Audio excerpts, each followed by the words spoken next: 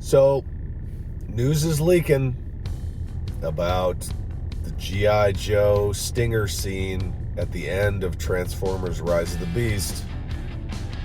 Here we go again.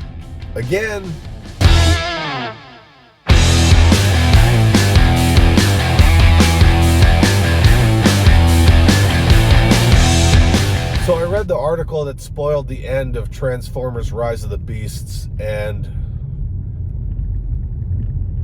I just feel like split in two about it.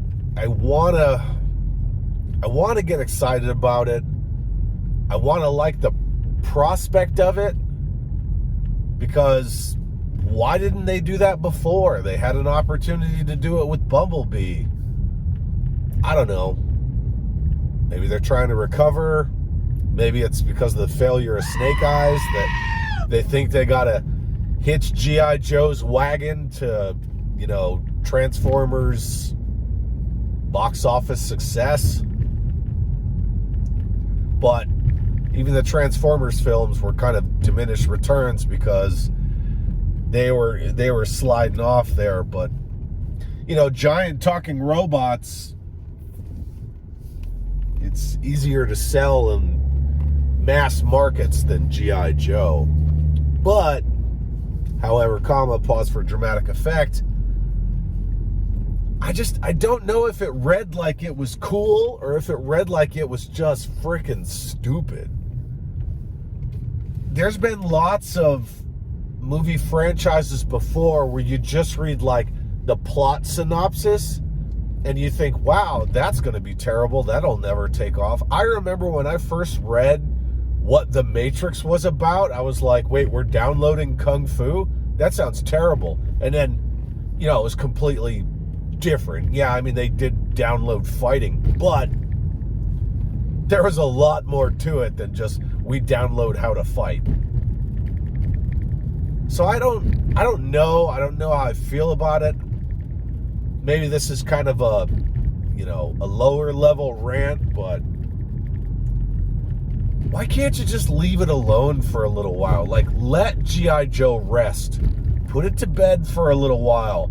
Wait till Lorenzo DiBonaventura is no longer in the business, or, I don't want to say, gone isn't, but they need that dude away from G.I. Joe. Period. They need him away from G.I. Joe.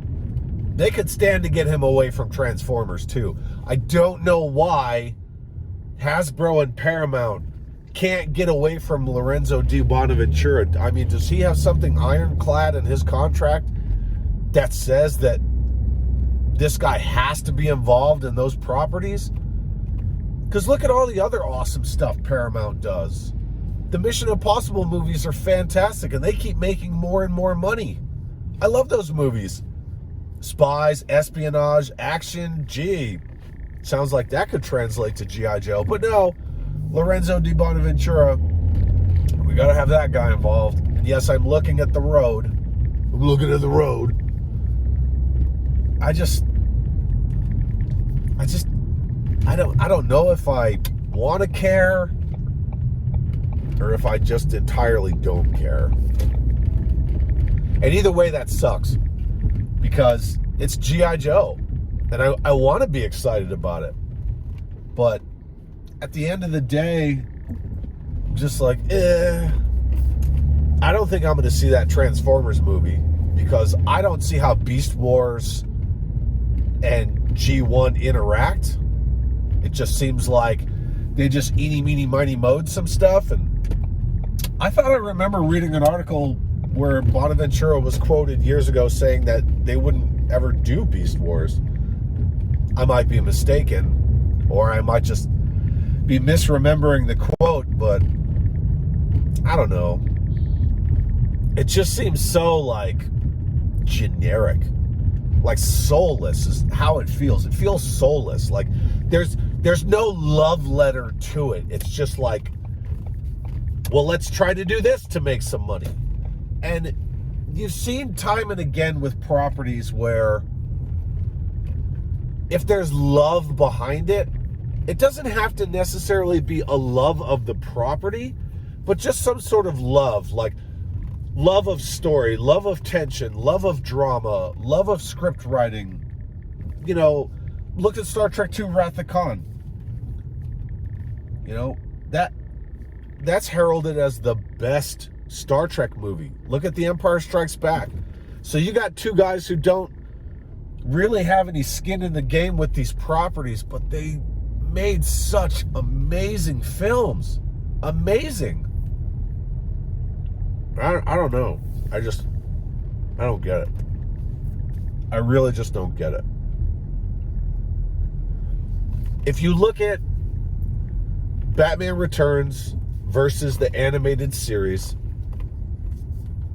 Batman the animated series, like, it's timeless.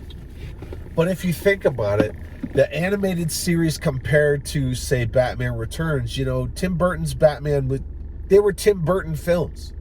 And I'm not knocking Tim Burton's Batman films, but they're Tim Burton, right? You know, when you hire Tim Burton, you're getting freaks and weirdos. And that's what you got.